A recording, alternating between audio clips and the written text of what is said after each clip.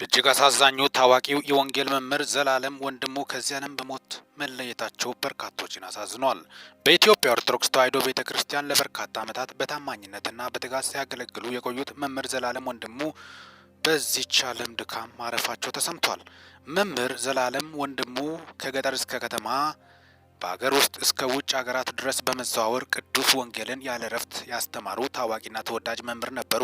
በወንጌል ስርጭት አገልግሎቶች በርካታ ምዕመናንን ያጸኑና የቀረጹ ታላቅ የቤተ ክርስቲያን ባለውለታ መሆናቸውን ቤተ ክርስቲያኒቷ ገልጻለች። የአዲስ አበባ ሀገረ ስብከት ሚዲያ አገልግሎት መምህሩ ከዚህ ዓለም ድካም ማረፋቸውን አስመልክቶ ባወጣው መግለጫ መምህር ዘላለም ያበረከቱት አስተዋጽኦን ተጋድሎን በታላቅ አክብሮት አስታውሷል። ለቤተሰቦቻቸው፣ ለወዳጅ ዘመዶቻቸው፣ ለተማሪዎቻቸው እንዲሁም ለመላው የኢትዮጵያ ኦርቶዶክስ ተዋሕዶ ቤተክርስቲያን አማኞች በሙሉ መጽናናትን ይመኛል። በዚህም የተያዘ እነ ኦርቶዶክስ ታላላቅ ሃይማኖት አባቶች እነ አቡነ ሳዊሮስን ጨምሮ በርካቶቹ ሀዘናቸውን በማለፋቸው እየገለጹ ይገኛሉ።